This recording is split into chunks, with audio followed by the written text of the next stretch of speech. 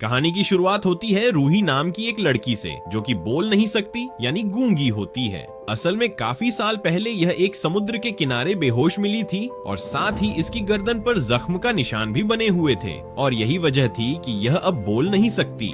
रूही अपने घर में अकेली रहती है। अब इसके बाद रूही पास में मौजूद अपने एक पड़ोसी के पास जाती है जिसका नाम रोगन होता है। रोगन अक्सर रूही का ख्याल रखता है और रूही इसके लिए खाना पकाने का काम करती है। अब इसके बाद रूही अपने काम पर निकल जाती है। असल में रूही एक लैब में साफ सफाई का काम करती है, जहां पर हम इसकी एक दोस्त को देखते हैं जिसका नाम जेनी होता है। ये दोनों एक दूसरे को काफी पसंद करते हैं और हर एक बात को आपस में शेयर करते हैं, जबकि इस लैब में मौजूद कोई भी रूही को पसंद नहीं करता। अब एक दिन लैब में मौजूद एक आदमी जेनी से कहता है कि आज हमारे यहाँ पर एक टीम आने वाली है जो कि अपने साथ एक मिस्टीरियस जानवर को ला रही है। इसके थोड़ी देर बाद यहाँ पर कुछ लोग एक बड़े बॉक्स को लाते हैं जिसके अंदर पानी भरा हुआ था और इसी में मौजूद होता है वह मिस्टीरियस क्रिएचर। यहीं पर रूही भी मौजूद होती है और इसे देखने के लिए बॉक्स के एकदम करीब जाती है।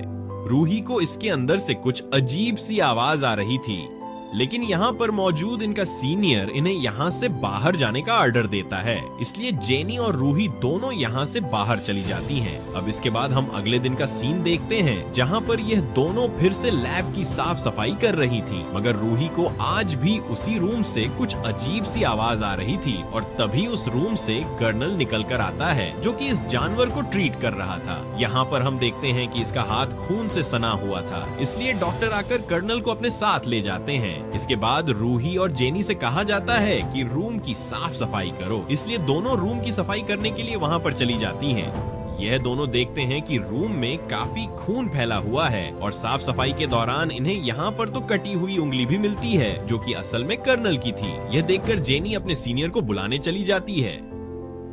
यहीं पर हम रूही को देखते हैं जो कि अब यहाँ पर अकेली थी और इसी दौरान इसकी नजर उस बॉक्स में पड़ती है।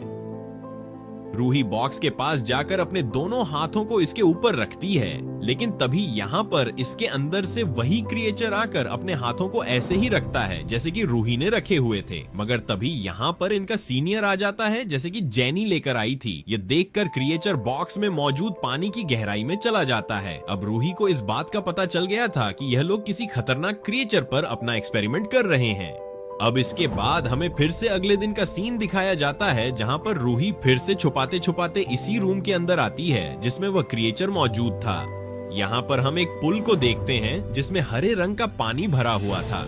रूही एक अंडे को लेकर पूल के एक कोने पर रख देती है और अपने चम्मच से यहाँ पर आवाज करती है।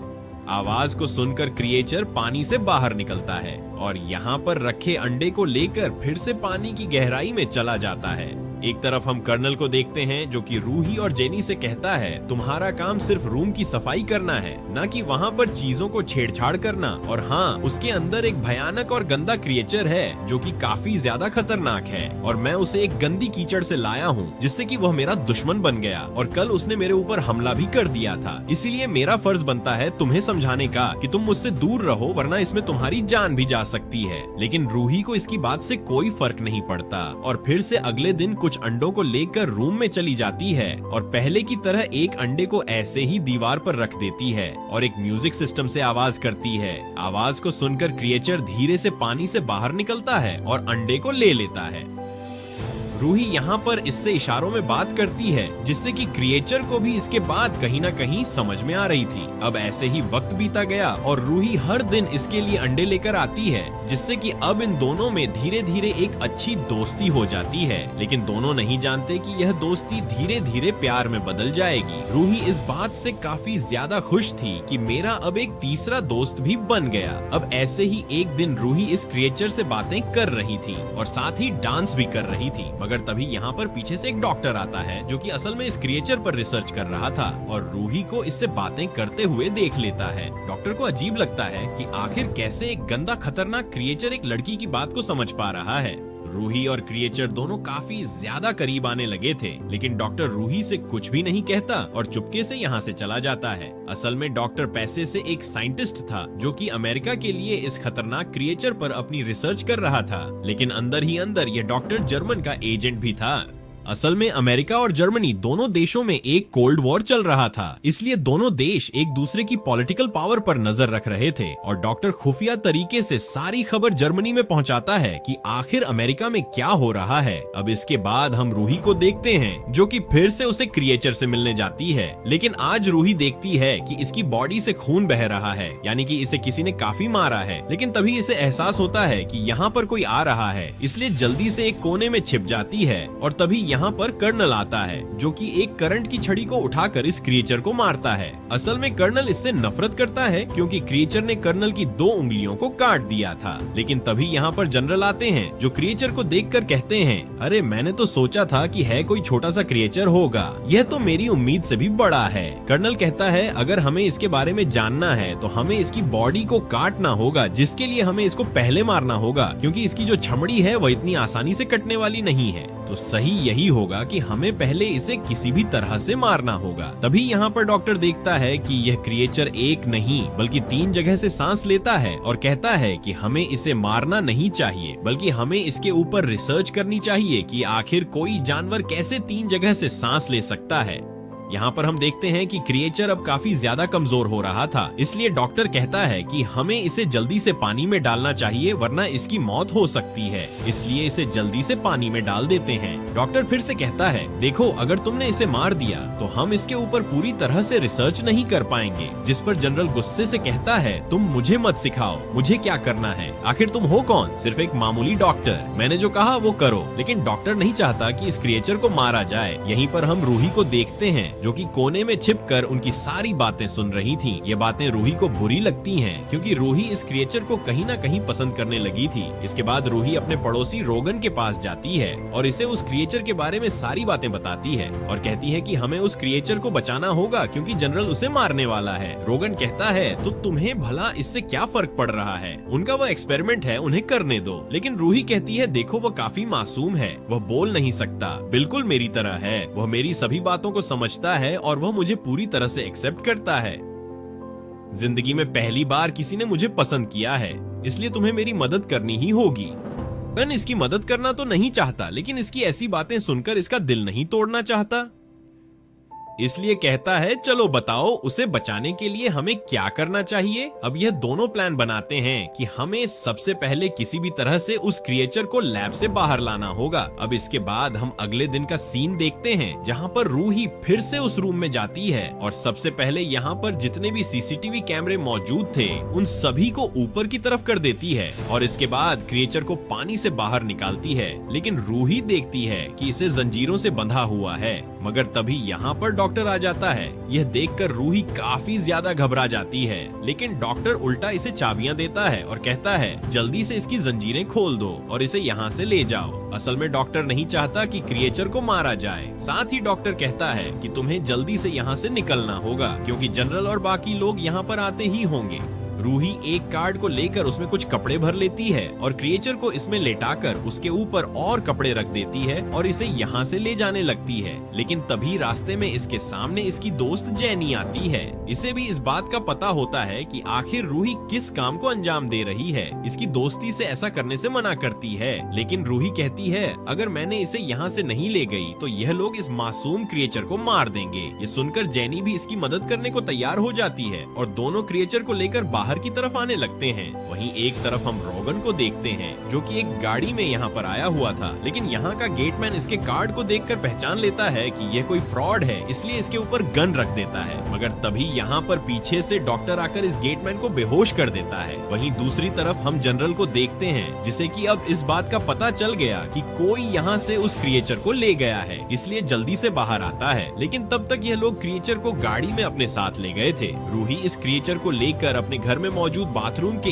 एक टब में लेटा देती है क्योंकि यह क्रिएचर पानी के बगैर जिंदा नहीं रह सकता। रूही डिसाइड करती है कि मैं इसे कुछ ही दिनों में पास ही में मौजूद एक नदी में छोड़ आऊंगी और फिर यह अपनी एक नॉर्मल जिंदगी जी लेगा। अब इसके अगले दिन रूही फिर से अपने काम पर चली जाती है ताकि किसी को इसके ऊपर शक ना हो। वहीं घर पर हम रोगन को देखते हैं जो कि क्रिएचर के पास बैठकर इसकी ड्राइंग बना रहा था, लेकिन ड्राइंग बनाते बनाते रोगन की आंख लग जाती है और यह क्रिएचर पानी से बाहर निकलता है।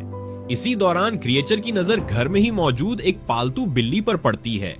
क्रिएचर इस बिल्ली को एक ही पल में मार देता है। वहीं हम रोगन को देखते हैं जिनकी आंखें खुलती हैं और देखता है कि क्रिएचर मेरी बिल्ली को मार कर खा रहा है। ऐसा देखकर रोगन उसके ऊपर भड़कता है। क्रिएचर जल्दी से भागते हुए जाता है जिससे कि क्रिएचर का हाथ रोगन के हाथ में लगता है और रोगन के हाथ से खून बहने लगता है क्योंकि क्रिएचर के नाखून काफी लंबे लंबे थे और क्रिएचर यहाँ से कहीं बाहर चला जाता है। अब इसके थोड़ी देर बाद यहाँ पर रूही आती है। रोगन इसे सारी कहानी बता देता है और इसे कहता है कि तुम्हें जल्दी से उसे ढूंढ कर लाना होगा वरना वह बाहर किसी को भी नुकसान पहुंचा सकता है। रूही किसी तरह से काफी देर ढूंढने के बाद इसे फिर से घर के अंदर ले आती है। क्रिएचर को इस बात का काफी ज्यादा दुख था कि मेरी वजह से रोगन को चोट आ गई क्योंकि इसके अंदर भी फीलिंग्स थी। क्रिएचर रोगन के सर पर अपना हाथ रखता है और इसे कहता है कि तुम भी मेरे सर पर हाथ रखो। अब इसके बाद हम कुछ देर बाद का सीन देखते हैं जहां पर रोगन देखता है कि मेरी जो चोट थी वह पूरी तरह से ठीक हो गई और साथ ही इसके सर में अब बाल भी काफी ज्यादा उगने लगे थे। वक्त के साथ साथ रूही और क्रिएचर की दोस्ती प्यार में बदल गई थी और यह दोनों एक साथ रोमांस भी करते हैं। एक इंसान और क्रिएचर का मिलन ये काफी अजीब था लेकिन यह दोनों एक दूसरे को दिलो जान से पसंद करने लगे थे। वहीं दूसरी तरफ हम लैब में देखते हैं जहां पर जनरल कर्नल से कहता है कि अगर तुमने उस क्रिएचर को नहीं ढूंढा तो समझो तुम्हारा खेल खत्म हुआ, यानी मैं तुम्हें मार दूंगा। इस बात से कर्नल काफी ज्यादा परेशान हो जाता है। कर्नल को शक होता है कि जरूर उस क्रिएचर को यहाँ से भगाने में डॉक्टर का हाथ होगा क्योंकि वह नहीं चाहता कि इस क्रिएचर को मारा जाए। इसलिए कर्नल सीधा डॉक्टर से मिलने निकल पड़ता है। वहीं एक तरफ हम डॉक्टर को देखते हैं। इसके पास एक गाड़ी आती है और यह लोग डॉक्टर के ऊपर फायरिंग करके इसे मार देते हैं। इसी दौरान यहाँ पर कर्नल भी आ जाता है और यहाँ पर मौजूद दोनों लोगों को मार देता है जिन्होंने डॉक्टर के ऊपर गोली चलाई थी। कर्नल जल्दी से डॉक्टर के पास आता है जो कि अपनी जिंदगी की आखिरी सांसें ले रहा था। कर्नल इसे पूछता है कि बताओ आखिर वह क्रिएचर कहाँ पर है, लेकिन डॉक्टर इसे कुछ भी नहीं बताता मगर कर्नल इसे काफी ज्यादा टॉर्चर करता है जिस पर डॉक्टर सिर्फ इतना कहता है कि वह लैब में सफाई का काम करती है और इतना कहते ही मर जाता है। लेकिन कर्नल को रूही पर शक नहीं होता बल्कि उसकी दोस्त जेनी पर होता है। इसलिए कर्नल अपने साथियों के साथ जेनी के घर पर जाता है और इससे पूछता है कि आखिर बताओ क्रिएचर कहाँ पर है। लेकिन जेनी इसे कहती है मुझे कुछ भी नहीं पता, मैं नहीं जानती कि आखिर वह क्रिएचर कहाँ पर है। लेकिन यहीं पर हम इसके हस्बैंड को देखते हैं जो कि इन्हें सारी बातें बता देता है और कहता है कि मैंने अभी अपनी वाइफ को रूही से बातें करते हुए सुना था और वह क्रिएचर रूही के पास है। ये सुनने के बाद कर्नल रूही के घर जाने का फैसला कर लेते हैं। वहीं दूसरी तरफ हम रूही को देखते हैं लेकिन इससे पहले कि कर्नल रूही के पास पहुंच पाता जेनी कॉल पर इसे सारी बातें बता देती है कि कर्नल अपनी पूरी टीम के साथ तुम्हारे पास आ रहा है। इसीलिए रूही जल्दी से क्रिएचर को गाड़ी में भर के पास ही की एक नदी के पास ले जाने का फैसला कर लेती है और इसे एक कार में बैठाकर एक नदी की तरफ जाने लगते हैं। वहीं दूसरी तरफ हम कर्नल को देखते हैं जो कि रूही के घर पर पहुंच जाता है लेकिन यहाँ पर इसे कोई भी नहीं दिखाई देता। कर्नल को सब कुछ समझ में आ जाता है कि आखिर रूही उस क्रिएचर को लेकर कहां पर गई है। वहीं दूसरी तरफ हम रूही, रोगन और क्रिएचर को देखते हैं जो कि इसे लेकर एक नदी के पास पहुंच गए थे। रूही यहाँ पर काफी ज्यादा उदास थी क्योंकि रूही अब अपने प्यार को अलविदा कह रही थी और आज के बाद यह दोनों जीवन में फिर से कभी भी नहीं मिलेंगे। क्रिएचर रूही को छोड़कर यहाँ से जाना तो नहीं चाहता लेकिन क्रिएचर भी पानी के बगैर जिंदा नहीं रह सकता था। मगर इसी दौरान यहाँ पर पीछे से कर्नल आ जाता है जो कि क्रिएचर और रूही के ऊपर फायरिंग कर देता है जिससे कि ये दोनों नीचे गिर जाते हैं। लेकिन इसके थोड़ी देर बाद क्रिएचर फिर से खड़ा हो जाता है। कर्नल अपनी गन को फिर से रिलोड करने की कोशिश करता है मगर इससे पहले कि कर पाता क्रिएचर इसके पास आकर इसकी गर्दन पर अटैक करके इसे मार देता है। अब इसके बाद क्रिएचर रूही को अपनी गोद में उठाकर पानी में कूद जाता है। यहाँ पर क्रिएचर इसके गर्दन पर अपने हाथ को रखता है। रूही के गर्दन पर जो पहले निशान थे अब वह गिल्स में बदल गए थे और अब यह भी पानी में सांस ले सकती है और साथ ही रूही अब जिंदा भी हो चुकी थी। असल में ये क्रिएचर काफी शक्तियों का मालिक था, इसके पास अजीबोगरीब पावर थी। खैर अब इन दोनों को एक दूसरे का साथ मिल गया था और रूही को पानी में जीने की एक नई जिंदगी मिल गई थी। दोनों एक दूसरे के गले मिलते हैं और अब इसी के साथ इस कहानी का एक हैप्पी एंड होता है। तो दोस्तों उम्मीद करता हूँ कि आपको यह कहानी पसंद आई होगी। अगर कहानी पसंद आई है तो चैनल को सब्सक्राइब कर दो क्योंकि आपको इस चैनल पर इसी तरह की अमेजिंग वीडियो देखने को मिलते रहेंगे। बाकी आप कमेंट करके बताओ कि क्या एक लड़की का खतरनाक क्रिएचर से प्यार करना सही था या गलत।